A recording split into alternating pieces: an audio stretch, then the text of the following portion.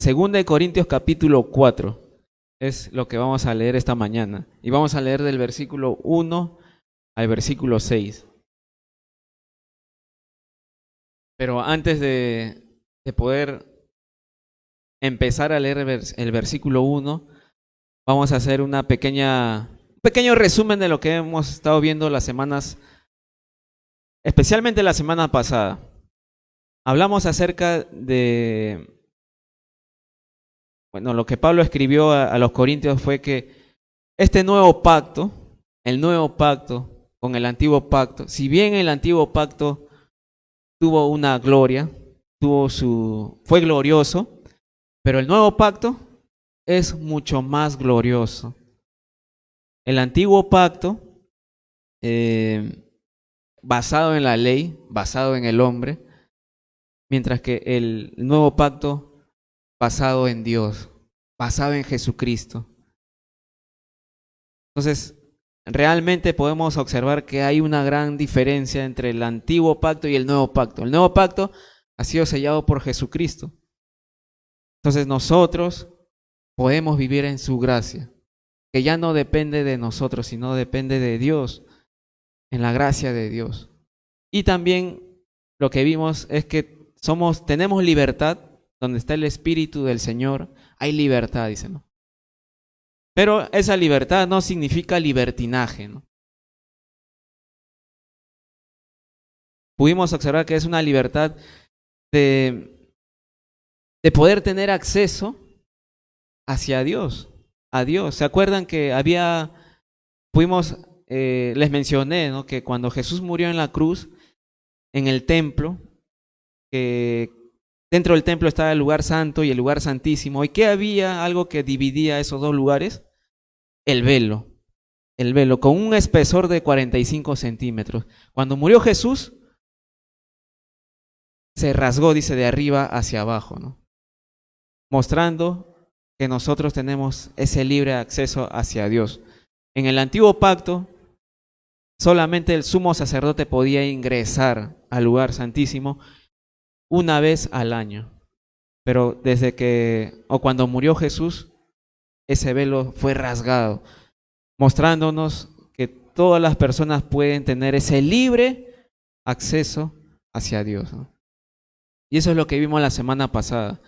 Y ahora lo que vamos a continuar, le he puesto este título: Luz del Evangelio. Luz del Evangelio. Acuérdense que también la semana pasada vimos que habían personas que habían endurecido su corazón.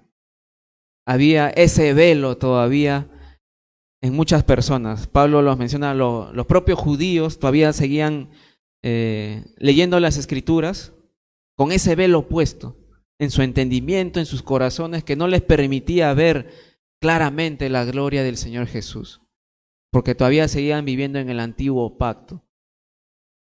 Entonces, lo que vamos a ver hoy día es que también va a haber gente incrédula que aún siguen viviendo ciegamente.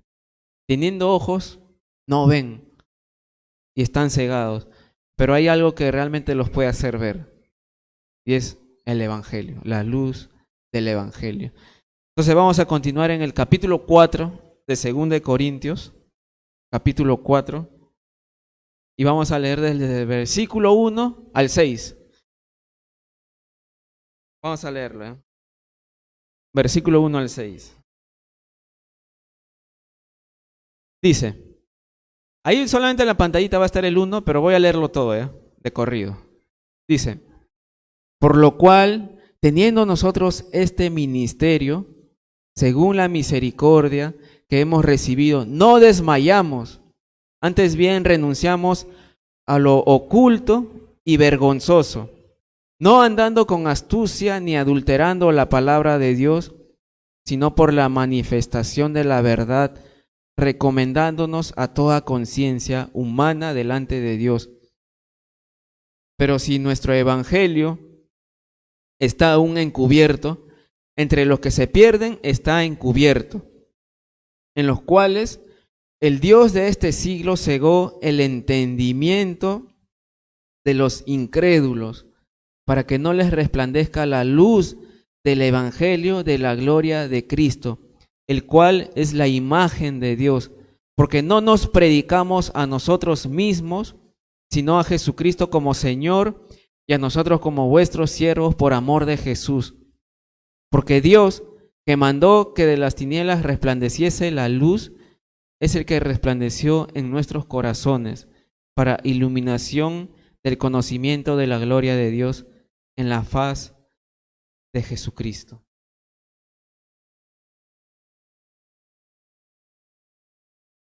Nuevamente leemos el versículo 1. Dice, por lo cual, teniendo nosotros este ministerio, según la misericordia que hemos recibido, no desmayamos. Entonces Pablo, de lo que acaba de hablar anteriormente, lo que vimos la semana pasada en cuanto al antiguo pacto y el nuevo pacto, dice Pablo, por lo cual, teniendo nosotros este ministerio, cuando habla de ministerio, nosotros podemos observar que Pablo habla de su servicio a Dios, cuál ha sido su llamado y qué es el trabajo que él está realizando para Dios. Cuando habla de ministerio, habla del trabajo que Pablo está realizando, del trabajo del servicio a Dios, me refiero, ¿no? De su servicio a Dios. Entonces, prácticamente el ministerio es esto, el servicio que Pablo hacía por y para Dios. Es el servicio que Pablo estaba realizando. Y cuando él menciona, por lo cual, teniendo nosotros este ministerio, el cual era el servicio que Pablo realizaba, él se encontraba en el nuevo pacto. Él era uno de los ministros, él era uno de los que Dios había escogido para poder llevar la palabra, ¿no? La palabra de Dios a judíos, a gentiles, especialmente a gentiles. Pero Dios lo usó grandemente. Entonces, Pablo dice, por lo cual nosotros teniendo este ministerio, este llamado en el que Dios nos ha puesto, dice Pablo, él aclara algo muy importante. Dice que fue según la misericordia que ha recibido por parte de Dios. Entonces Pablo dice, yo estoy en el ministerio, yo estoy sirviendo a Dios, Dios me ha hecho ministro de este nuevo pacto, no por las obras que yo haya realizado, no por lo que yo haya podido hacer. Si es que estoy aquí, es por la misericordia de Dios. Es lo que dice Pablo, ¿no? Si yo estoy aquí siendo ministro, si estoy dentro del servicio del cual Dios me ha llamado, es simplemente por la misericordia de Dios. Pablo dice no merecer ser llamado al ministerio. Y él reconoce que es por la misericordia de Dios. Ese favor inmerecido. Simplemente Pablo dice, no lo merezco, no, yo no merezco estar en el servicio de Dios. Es por la misericordia de Dios. Y por lo tanto, no desmayamos. Pablo dice, no desmayamos. Estamos trabajando para Dios, estamos en este ministerio, estamos en este servicio, que es por la misericordia de Dios, y no desmayamos, no desmayamos. Esta parte que menciona de no desmayar, hay algunos sinónimos, ¿no? Entra el des. No nos desanimamos, no nos desalentamos, no nos rendimos, no desfallecemos. Es lo que está diciendo Pablo en esta palabra, ¿no? No desmayamos, que no se desanima, que no se desalienta. Y como se dice, ¿no? El trabajo de un pastor, el trabajo de los líderes dentro de la iglesia, de verdad es fuerte.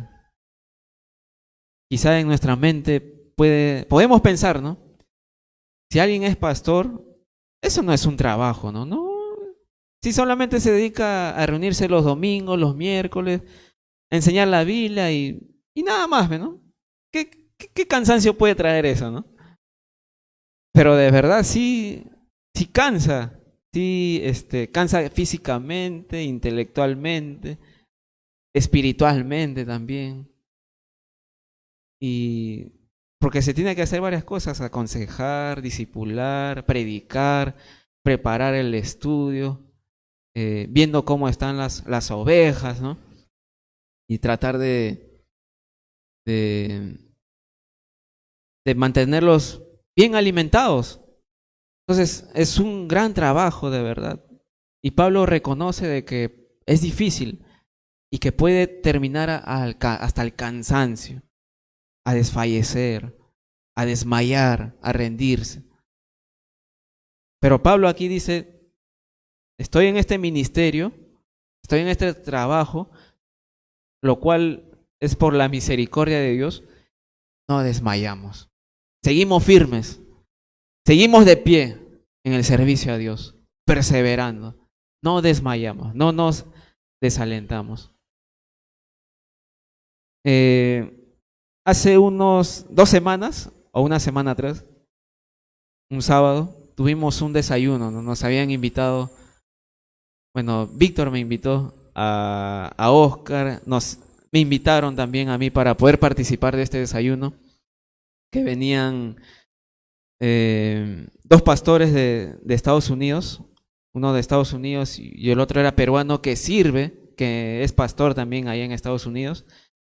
Y tuvimos un pequeño desayuno, ¿no? Bueno, no un pequeño desayuno, un desayunón. Para mí fue un desayunón. Y, y después del desayuno habló el pastor un poco animándonos a todos los líderes que estábamos ahí, que éramos 10 en total. Y de verdad, para mí fue un bonito tiempo, de verdad, ¿no?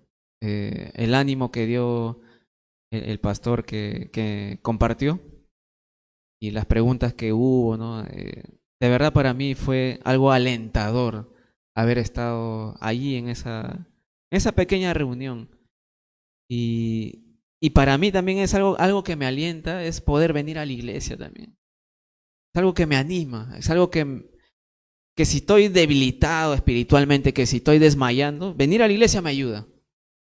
Me ayuda a estar encendido, como aquel carbón, ¿no? Que está dentro de las piedras, en la fogata, que está caliente. Así me hace a mí el estar dentro de la iglesia, ¿no? A mí me anima. No sé si a ti, espero que sí. Espero que sí, de verdad. Que recuerdes esto, ¿no? Que el venir a la iglesia a mí me anima, ¿no? Claro, y hay muchas otras cosas más. Lo principal es la palabra de Dios. Y bueno, y lo que hacemos dentro de la iglesia es leer la palabra de Dios. Y eso es lo que nos anima, el vernos el uno al otro. Esto nos anima, me anima a mí de verdad. Entonces, Pablo dice: no desmayamos. En este trabajo donde Dios nos ha llamado, donde Dios nos ha puesto, no desmayamos, seguimos perseverando, seguimos firmes. Versículo 2. Versículo 2 dice, antes bien, renunciamos a lo oculto y vergonzoso, no andando con astucia ni adulterando la palabra de Dios, sino por la manifestación de la verdad, recomendándonos a toda conciencia humana delante de Dios. Entonces Pablo dice: ha sido llamado al ministerio, él está en este ministerio del cual Dios lo ha llamado, que es por la misericordia de Dios, y del cual no desmaya, sino que sigue firme. Pero él tuvo que hacer algo. Él tuvo que dejar cosas. Él tuvo que renunciar a pecados, a su vida. Y dice este versículo 2, ¿no? Antes bien, renunciamos a lo oculto y vergonzoso. A lo oculto y vergonzoso. Pablo dice, ¿no? Él tuvo que dejar su vida pasada. Lo que era vergonzoso para él tenía que dejarlo, su vida pecaminosa. ¿Se acuerdan que Pablo, cuando él antes de ser creyente, antes de que Cristo se le apareciera, él era un celoso por su religión, fariseo de fariseos, y quería encontrar a los cristianos para encarcelarlos, para hacerlos blasfemar contra su Dios, a hombres y mujeres, y hasta el punto de dar el voto del sí, mátenlos. Pablo era ese tipo de personas malvado, ¿no? Y Pablo dice, él tuvo que renunciar a estas cosas, a su vida pasada. Él renunció, y es lo que también nosotros debemos hacer, renunciar a nuestra mala manera de vivir, ¿no? Renunciar, dejarlo atrás. Pablo tuvo que renunciar a su vida pasada. Él prácticamente murió a sí mismo para seguir a Jesús. Y él continúa diciendo, ¿no? Renunciamos a lo oculto y vergonzoso, no andando con astucia ni adulterando la palabra de Dios. Y aquí menciona esta parte como que no está andando con astucia ni adulterando la palabra de Dios. Muestra que en ese tiempo, cuando Pablo estaba escribiendo esta carta, durante ese tiempo ¿se acuerdan? No habían personas que acusaban a Pablo, ¿no? Las cosas de las cuales lo acusaban es quién le ha dado ese derecho, esa autoría de llamarse apóstol. Lo acusaban de esa manera. ¿Y se acuerdan cuál fue la última vez que lo acusaron? Cuando Pablo dijo que quería ir a Corinto y iba a ir, pero al final no fue. ¿Lo acusaron de qué?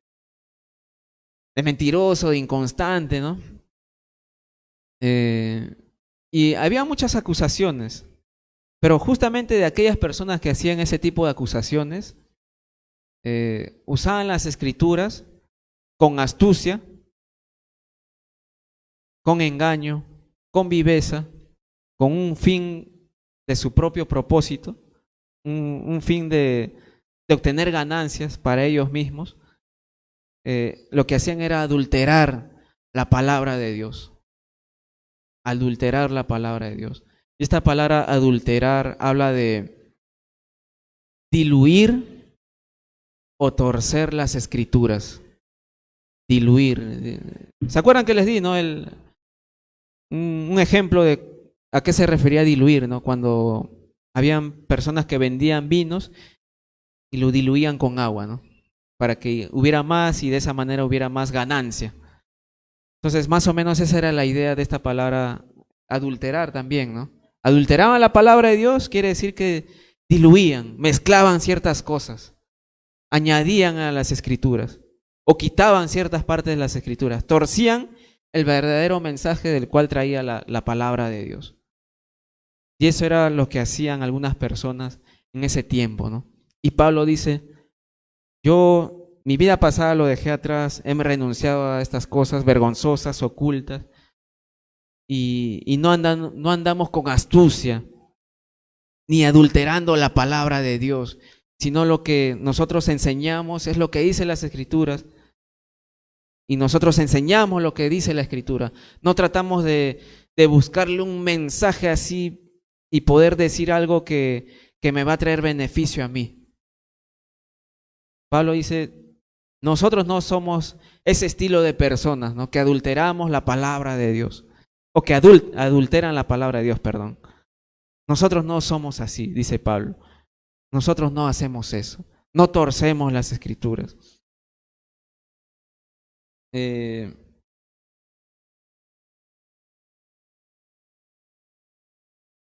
Entonces nosotros, como creyentes, y Oscar, Víctor y yo, que somos las personas que estamos enseñando las escrituras aquí en la iglesia, no debemos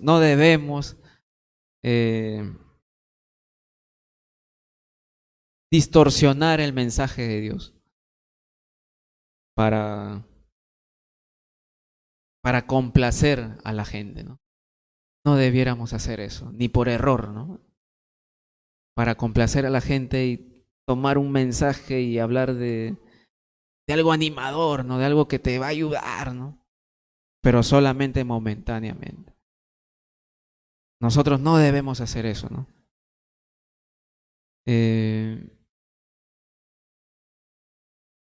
Lamentablemente hay mucha gente hoy en día que cuando abre las escrituras solamente lee un versículo o un pequeño pasaje y más se dedica a hablar de otras cosas que de ese versículo, ¿no? O que de esa parte de las escrituras. Y al final lo que habló fue más de su vida o más de historias, más de chistes, y en ningún momento habló de ese versículo del cual había leído, ¿no? Y debemos saber de que nosotros, de que lo que nosotros deseamos hacer, lo que queremos hacer es enseñar las escrituras, no hablar de nosotros. Claro, puede tomarse algo como ejemplo para dar más soporte a lo que estamos enseñando de acuerdo a la Biblia. Tampoco no está mal hablar ciertas cosas que de nuestra vida, de lo que hayamos pasado, para complementar y dar ejemplo a lo que estamos estudiando. No es malo eso. Sería malo si estamos hablando más de otras cosas y menos de la Biblia, ¿no? Y nada de la Biblia. Entonces, eso sí es peligroso. Entonces, nosotros lo que queremos hacer es enseñarles la Biblia y enseñarles correctamente. Y la mejor manera de enseñar correctamente la Biblia es hablando de su contexto, ¿no? De principio a fin. Y lo ideal es que ustedes también puedan leer sus Biblias, ¿no?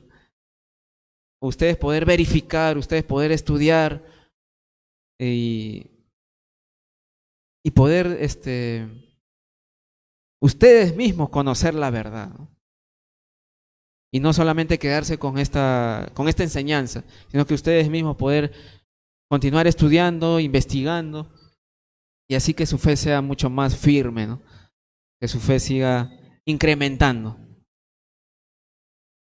Entonces, Pablo dice, nosotros no adulteramos, no diluimos, no torcemos la palabra de Dios, ¿no? No hacemos eso, ¿no? Entonces, si había también aquellas acusaciones en contra de Pablo, de que Pablo enseñaba cosas ocultas, misterios que no se entienden, Pablo va a dar la respuesta en el versículo 3. Dice en el versículo 3 de este capítulo 4, dice, pero si nuestro evangelio está aún encubierto, entre los que se pierden está encubierto. Entonces, esas personas que acusaban a Pablo de que Pablo enseñaba misterios y que no se entendían, Pablo dice, son ellos los que están ciegos, son ellos los que no ven. Si no entienden es porque ellos no quieren ver, es porque están cegados. Son ellos. Y en este versículo 3 Pablo dice, ¿no? Si nuestro evangelio está aún encubierto, ¿el evangelio para qué está? ¿Para qué ha sido dado a nosotros? ¿El evangelio qué cosa trae? Salvación. Entonces, ¿para qué ha sido dado a nosotros? Para tener salvación. Pero no solamente para nosotros mismos, no es para aferrarnos al evangelio y abrazarlo y estar totalmente agradecidos con el evangelio, ¿no? Sino que el evangelio ha sido dado también a nosotros para poder llevarlo, poder anunciarlo, poder darlo a otras personas. Y Pablo en este versículo dice, si el evangelio está encubierto, no ha sido develado, no ha sido mostrado, no ha sido llevado, no ha sido anunciado, dice este versículo 3, entre los que se pierden, más aún todavía está encubierto, ¿no? Si este evangelio no está siendo llevado, no está siendo anunciado, para las personas que se pierden, dice, este evangelio más aún está oculto para ellos, más aún está cubierto, no ha sido mostrado, no ha sido revelado, ¿no?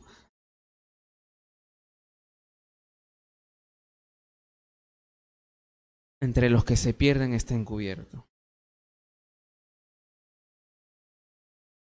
Si hay alguna persona que está sin Cristo, déjame decirte que estás perdido.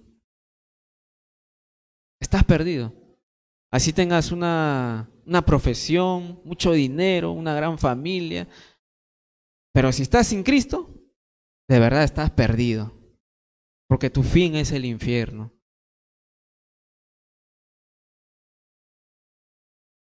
Entonces, lo que necesitas es a Jesús. Lo que necesitamos es a Jesús. Y ahorita voy a continuar hablando acerca de esto, ¿no? Entonces, para los creyentes, el Evangelio está claro. Para nosotros como creyentes, el Evangelio está totalmente claro. Es una luz brillante. Pero para los que se pierden, está oculto, está velado. Porque ellos siguen viviendo con esa venda en los ojos, ¿no? Con ese velo en su corazón, que no les permite ver la luz del Evangelio. Versículo 4 dice, versículo 3 y 4, ¿eh? Pero si nuestro Evangelio está aún encubierto, entre los que se pierden está encubierto, en los cuales el Dios de este siglo cegó el entendimiento de los incrédulos, para que no les resplandezca la luz del Evangelio de la gloria de Cristo, el cual es la imagen de Dios. Dice versículo 4, en los cuales el Dios de este siglo cegó el entendimiento de los incrédulos. Entonces, ¿quién es el Dios de este siglo? Satanás, el diablo. Es lo que menciona la Biblia. El Dios de este siglo es Satanás, el diablo. Si se dan cuenta ahí en la Biblia, cómo está escrito el Dios de este siglo, está con D minúscula, ¿no? Con D minúscula. Y lo que quiere decir es que el diablo, Satanás, es el que gobierna este mundo, este sistema pecaminoso. Realmente el que lo gobierna es el diablo, es Satanás. Es Satanás el que está gobernando este mundo, ¿no? Él es el Dios de este siglo. Entonces déjame decirte que el que está gobernando este mundo es el diablo. Este mundo pecaminoso. Es el que está gobernando es el diablo. Y la Biblia lo menciona como el Dios de este siglo, el Dios de este mundo, ¿no? Porque justamente a quienes gobierna, a los incrédulos, a los perdidos, son ellos quienes adoran a Satanás. Son ellos quienes están siendo, Satanás los usa como títeres a los perdidos, a los incrédulos. Y quizá ellos digan, ¿no? Pero yo no sirvo a Satanás, yo no lo adoro a Satanás. Si uno está sin Cristo, está perdido, está en las manos de Satanás. Satanás los usa como títeres. Satanás los ha cegado. Les ha entenebrecido el entendimiento, ¿no?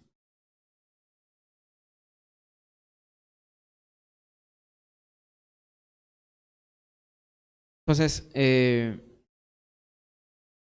el hombre, ser humano, tenemos la capacidad de poder escoger, de poder decidir.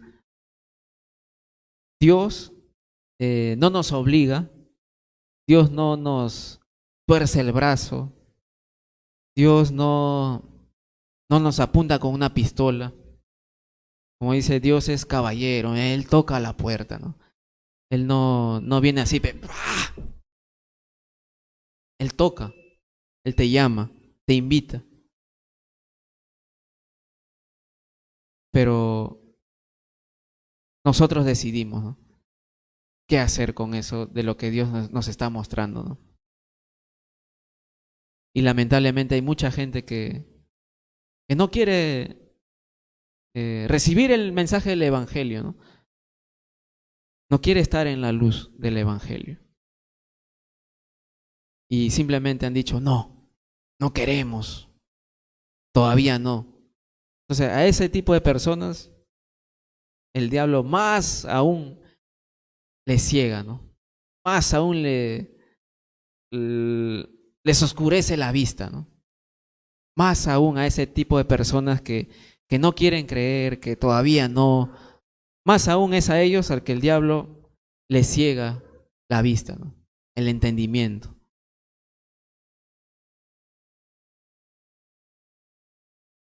Entonces, en el versículo 2 vimos que Pablo, él menciona, ¿no? Nosotros no queremos adulterar la palabra de Dios. No hacemos eso. El diablo sí hace eso. El diablo sí tuerce la palabra de Dios. El diablo sí añade a la palabra de Dios. El diablo sí quita a la palabra de Dios. Lo podemos observar cuando con Adán y Eva, por ejemplo, ¿no? Cuando Eva fue tentada por la serpiente, ¿no? Que era Satanás. Y Satanás le dice, ¿no? Con que Dios os ha dicho, ¿no? Que no deben comer de todo árbol del huerto, ¿no? Y Eva le responde, ¿no? Ahí está el primer error. ¿Para qué le responde al diablo, no?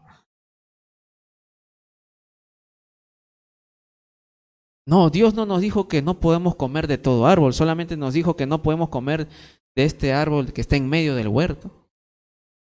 Nos dijo que no toquemos ni comamos, porque el día que hagamos eso vamos a morir. Y el diablo le siembra la duda, ¿no? No morirás. Más bien el día que comieres vas a ser igual a Dios. Y como le pareció muy bueno a Eva ese fruto, comió, comió, cayó en tentación. Y de esa manera le invitó al esposo, ¿no? A Adán, al marido, dice, ¿no? Y Adán pecó. Ambos pecaron, ¿no? Y, y así siembra dudas Satanás, tuerce las escrituras, añade a las escrituras, ¿no? Usa las escrituras, pero con un fin malévolo, perdón. Su intención del diablo fue siempre ser igual a Dios. Y es por esa razón que ese mismo deseo de Satanás se lo presentó a Eva, ¿no? El día que comieres vas a ser igual a Dios. Esa intención del diablo era esa, ser igual a Dios, ¿no? Y le engañó de esa misma manera a Eva, ¿no? El día que vas a comer de ese fruto, vas a ser igual a Dios. Entonces, el diablo tentó a ellos, o bueno, a Eva. Eva pecó, Adán desobedeció a Dios, desobedeció el mandato de Dios. Y es así como entra el pecado, ¿no? En todos nosotros, en todos nosotros. Y como Dios le había dado, ¿no? La autoridad de la tierra al hombre, a Adán, cuando Adán desobedeció a Dios, prácticamente lo que hizo fue desechar esa autoría, ¿no? Sobre la tierra y se la entregó al diablo, al desobedecer a Dios. Y esa es una de las razones por la cual podemos decir de que el diablo es el que gobierna este mundo, ¿no? Porque el hombre lo perdió. El señorío que tenía sobre la tierra, el hombre lo perdió y se lo entregó al diablo, ¿no? Al desobedecer a Dios. Pero eso no quiere decir que... No quiere decir... El diablo tiene poder, pero tiene un poder limitado. Y Dios está por encima de todo eso, ¿no? A pesar de que es el diablo que gobierna este sistema pecaminoso, está Dios, está el Todopoderoso, que para Él no hay nada imposible. Y que en verdad el diablo ya está derrotado. Solo que por un tiempo está suelto. por un tiempo, pero ya pronto Dios eh, va a traer justicia, ¿no? Pero es Dios quien tiene todo el control. Es Dios quien está por encima de todo, ¿no?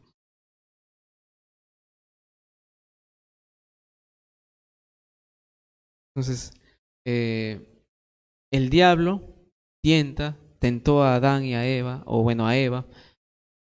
Ambos cayeron, pecaron, desobedecieron a Dios. Y también Satanás tentó a Jesús. Y también le usó las escrituras. También usó las escrituras, ¿no? Ciertos versículos del libro de Salmos, ¿no? Lo llevó sobre el pináculo del templo y ahí es donde el diablo le cita esta parte del Salmo, ¿no? Tírate, ¿no? Porque escrito está que tus ángeles te sostendrán, ¿no? Y que tu pie no tropezará en piedra, le dice, ¿no? El diablo le dijo, no, tírate, tírate. Y Jesús le dice, no tentarás al Señor tu Dios, ¿no? No tentarás al Señor tu Dios. Está usando el diablo las escrituras. Quería que lo obedezca, pe. El diablo quería que Jesús lo obedeciera. Está loco este. Pero Jesús le respondió, escrito está, no tentarás al Señor tu Dios. Miren cómo Jesús lo vence al diablo. ¿Cómo lo ha vencido? Con la escritura. Con la escritura. Jesús le pudo, ya vete para allá, ¿no? Sacarlo así, con un soplo nomás, con un soplo lo desaparecía. Pero Jesús no lo venció con ese poder que Él tiene. Jesús lo venció con las escrituras. Y son las armas que nosotros también podemos tener para así poder vencer al diablo también, ¿no? Cuando nos tiente. Pero mira, el diablo es hábil, es astuto y hasta puede usarte la escritura para hacerte dudar, ¿no? Para sembrarte la duda. Entonces nosotros debemos estar firmes, conocer la escritura, conocer nuestra arma, ¿no? Y así de esa manera poder vencer al enemigo. Entonces este versículo 4 dice, en los cuales el Dios de este siglo, ¿quién es el Dios de este siglo? El diablo, cegó el entendimiento de los incrédulos. Entonces el diablo ha cegado a los incrédulos.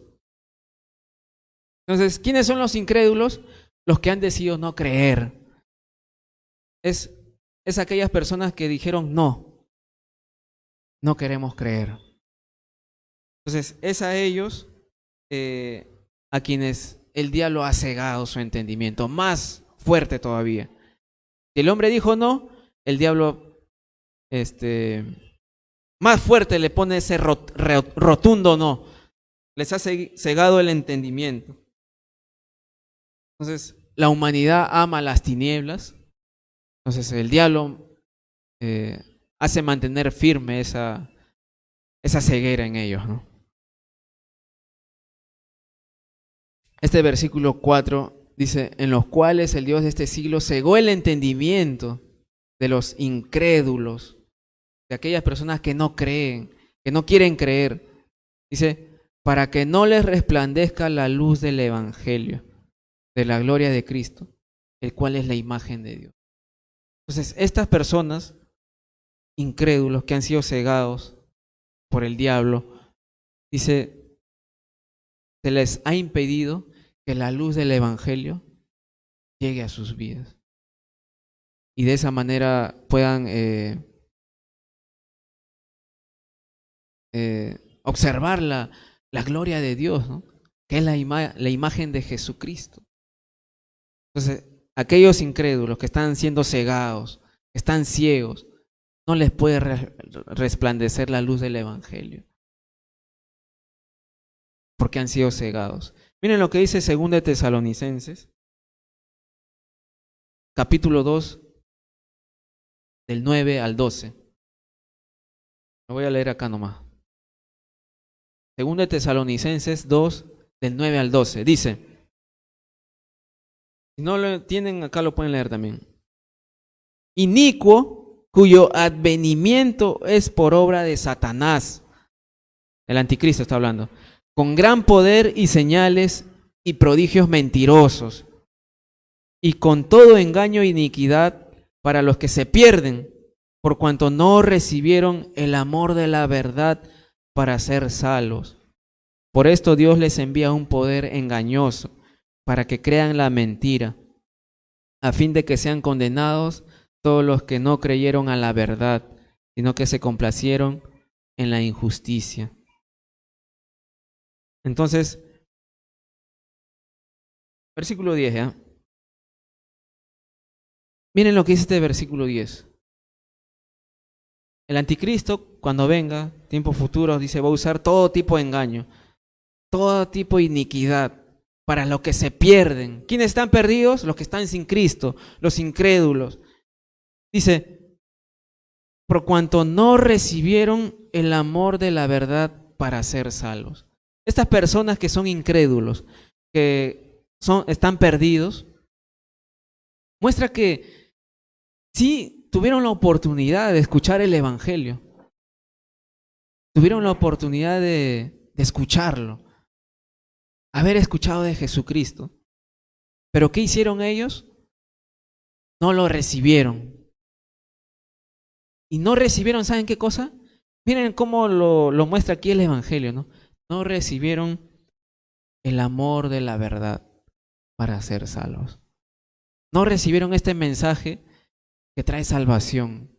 No recibieron este anuncio del cual Jesús había muerto por sus pecados. No lo recibieron.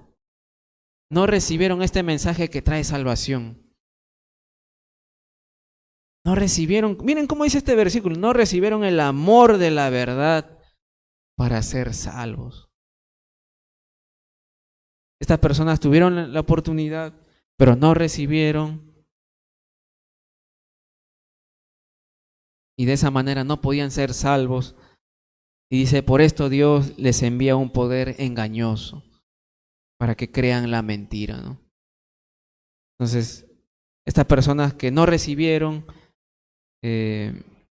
Dios dice, les manda un poder engañoso para que crean la mentira. Como que Dios reafirma aquella decisión que ellos tomaron. No recibieron, como dice la Biblia, ¿no? Dios toca la puerta. Dios les tocó a ellos. Ellos no recibieron. Entonces Dios respeta la decisión y afirma aquella decisión que ellos han tenido de rechazarlo, ¿no? Dice en el versículo 12, a fin de que sean condenados todos los que no creyeron la verdad, sino que se complacieron en la injusticia.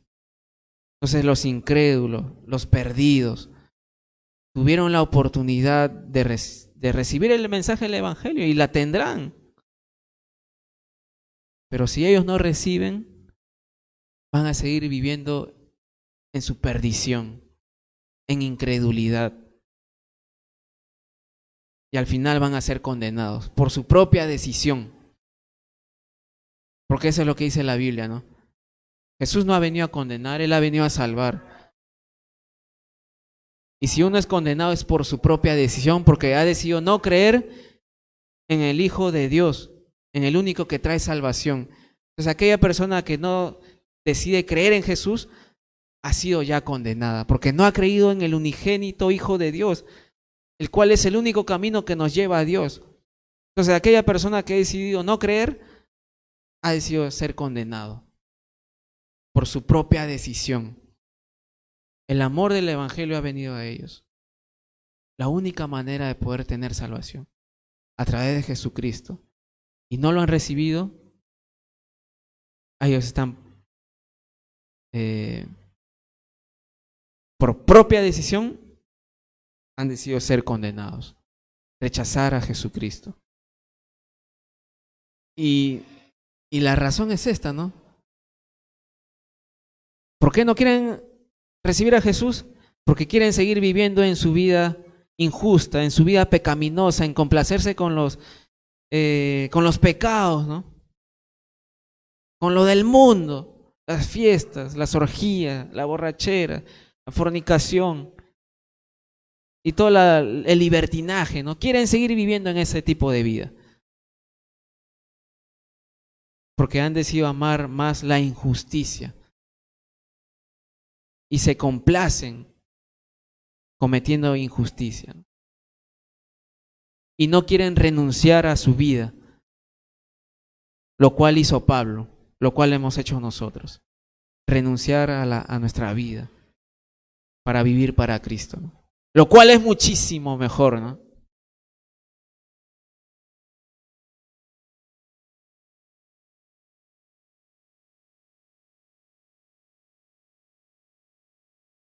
El Dios de este mundo, de este siglo, ha cegado el entendimiento de los incrédulos, de los perdidos. ¿Y cómo poder hacer nosotros para quitarles la venda, ¿no? Esa ceguera en ellos, ¿no? ¿Qué podemos hacer? De verdad podemos orar. Orar, ¿no? Por esa gente que aún sigue viviendo con esa venda en los ojos, ¿no? Con esa piedra en su corazón, ¿no? Orar. Orar para que eh, sean libres, ¿no? Sean libres de esa ceguera, de esa venda, de esa roca en su corazón, ¿no? Podemos orar, ¿no? Para que puedan ver la luz del Evangelio, ¿no?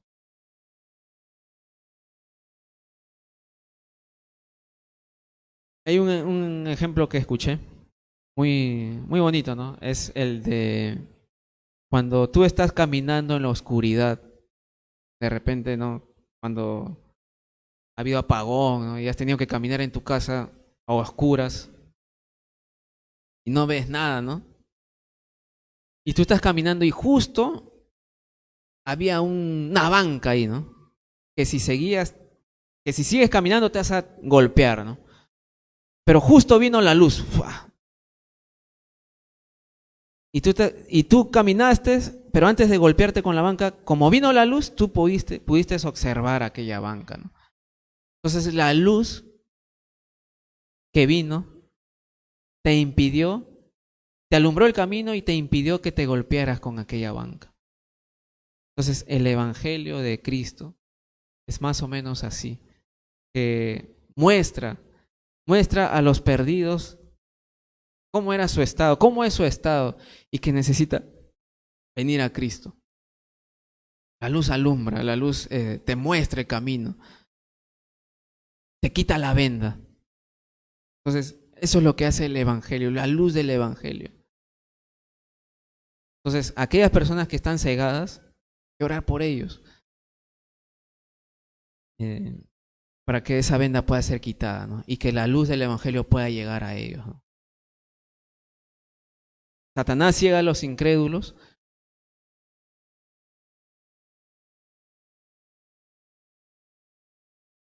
Pero nosotros ponemos nuestra confianza en Jesús.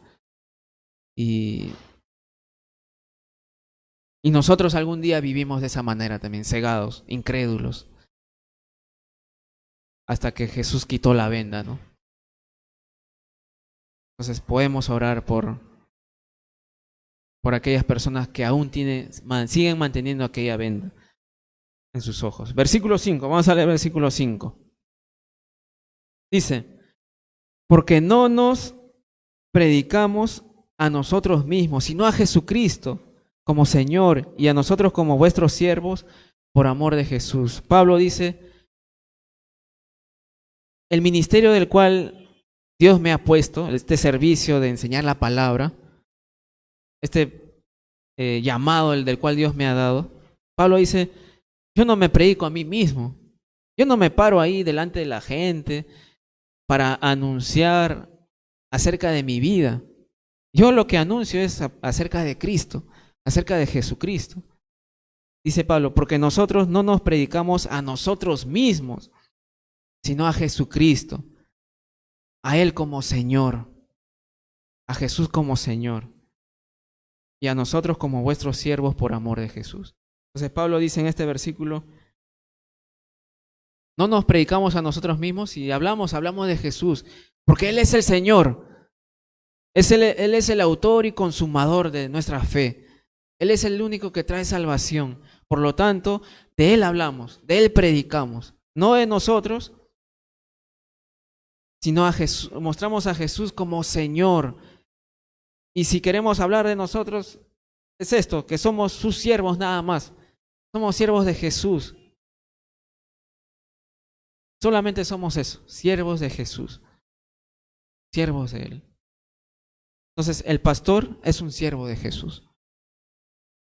El líder, los líderes son siervos de Jesús. Nosotros como miembros de la iglesia, como ovejas de Cristo, somos siervos de Jesús. ¿Y siervos para qué? Para poder servir a los demás. Entonces no debemos buscar otro título. No debemos buscar un título, ¿no? Que tú eres San Javicho y San Víctor, San Óscar, no. Somos siervos de Cristo. Somos siervos de Cristo, todos somos iguales ante Dios. Y más bien los líderes debemos ser ejemplos de ese servicio, ¿no?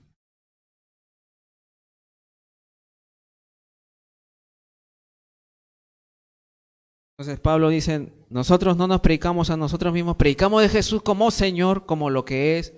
Él es el Rey de Reyes y Señor de Señores, y nosotros somos sus siervos, ¿no?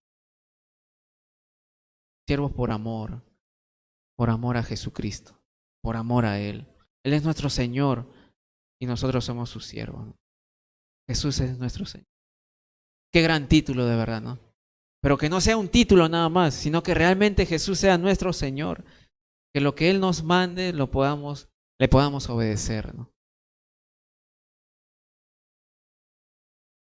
Entonces, el trabajo de Satanás, ¿qué cosa es? Cegar, es torcer las escrituras, manipular las escrituras, es añadir a las escrituras, es quitar a las escrituras.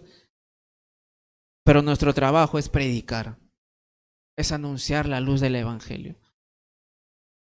Ese es nuestro trabajo. Versículo 6 ya para poder terminar. Porque Dios que mandó que de las tinieblas resplandeciese la luz, es el que resplandeció en nuestros corazones para iluminación del conocimiento de la gloria de Dios en la faz de Jesucristo. Para esto, leamos Génesis del capítulo 1, versículo 1 al 3. Dice esto, ¿no?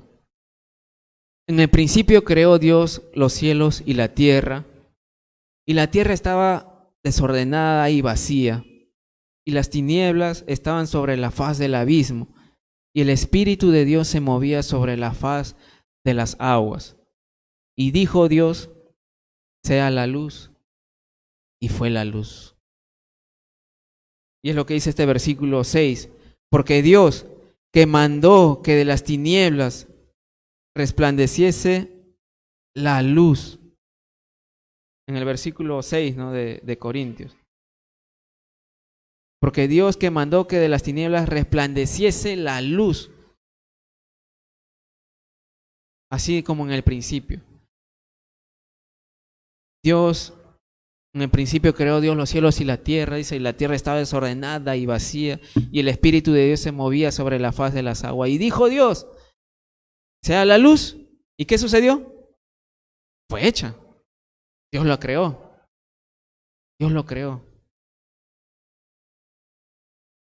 Y dice este versículo 6 de Corintios,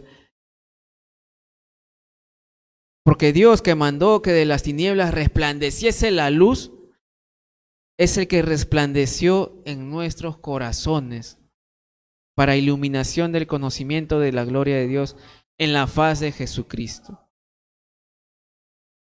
Entonces, este Dios que creó, que hizo la luz con su palabra, Dios dijo sea la luz y fue hecha la luz. Este Dios, dice, ese que ha hecho resplandecer la luz en nuestros corazones. Dios ha hecho resplandecer su luz en nuestros corazones. Este Dios.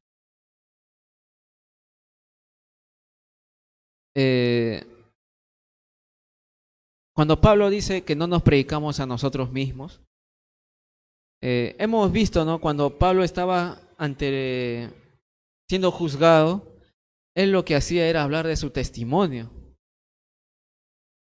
Él hablaba de su testimonio, pero con este fin, de demostrar que Jesús lo había rescatado, de lo que él era y de lo que Jesús le había llamado a hacer. Entonces, no está mal contar el testimonio, claro que no, pero eso no es el evangelio. No está mal contar el testimonio, pero el testimonio no es el evangelio. Pero sí está bien. Pero Pablo, cuando contó su testimonio, apuntaba hacia Jesús, no quería hacerlos llevar a la gente. Claro, era su defensa frente al juicio que le estaban haciendo, pero él hacía llevarlos hacia Jesús, ¿no? Jesús me rescató. Él me quitó esta ceguera, estas vendas. Él me dio luz. Él me dio vida. Yo era así, pero Jesús apareció en mí y cambió mi corazón. Su luz resplandeció en mi corazón.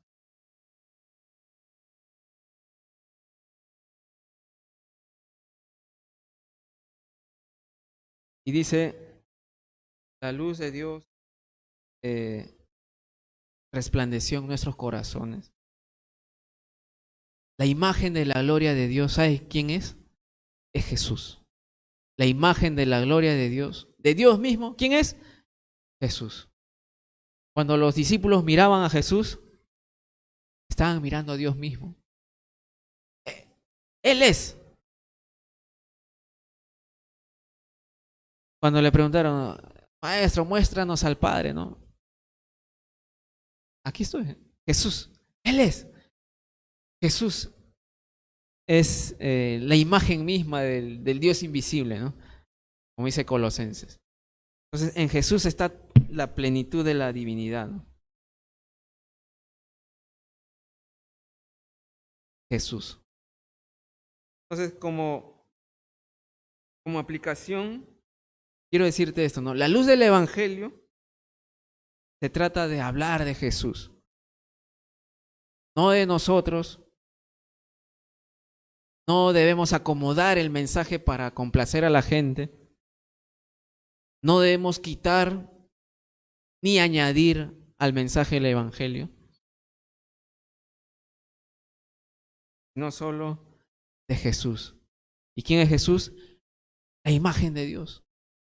La imagen misma del Dios invisible.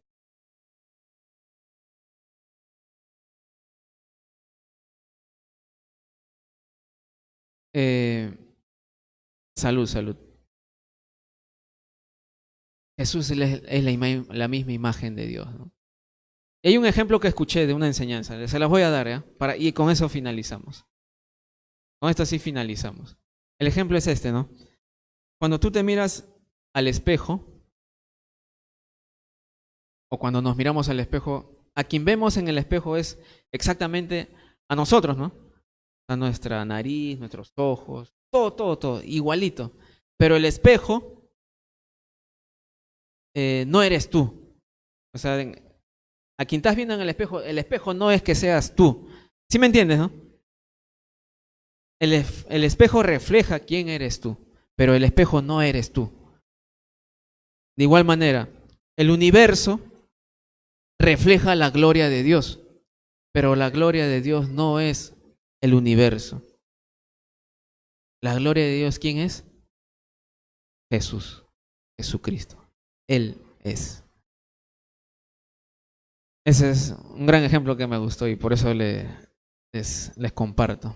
Pero acuérdate, la luz del Evangelio no se trata de hablar de nosotros, sino se trata de hablar de ¿quién? De Jesús. La imagen misma de Dios, de Jesús. Y Él es el único que puede traer salvación al perdido, al incrédulo, si tan solamente se arrepiente. Si tú te arrepientes de tus pecados y decides creer en el Señor Jesucristo, estás cansado de tener una vida guiada por el diablo, guiada por tus propios placeres, de complacer tus placeres carnales. Si estás cansada de eso, cansada de eso, pon tu confianza en Jesús. Recíbelo en tu vida. Acéptalo en tu vida. Y vas a ver cómo ese mensaje de amor va a transformar tu corazón, ¿no? El mensaje del Evangelio. Vamos a orar para terminar. Y vamos a cantar una canción más. Pónganse de pie para orar y cantar. Señor, te agradecemos por esta mañana. Te pedimos que sigas enseñándonos tu palabra y mostrando tu verdad a nosotros, Señor. Muéstranos tu camino. Enséñanos, Señor. Oramos en tu santo nombre, Jesús. Ahora te queremos cantar, Señor, y agradecer por todo lo que tú has hecho en nuestras vidas, Señor. Oramos en tu nombre, Jesús. Amén. Amén.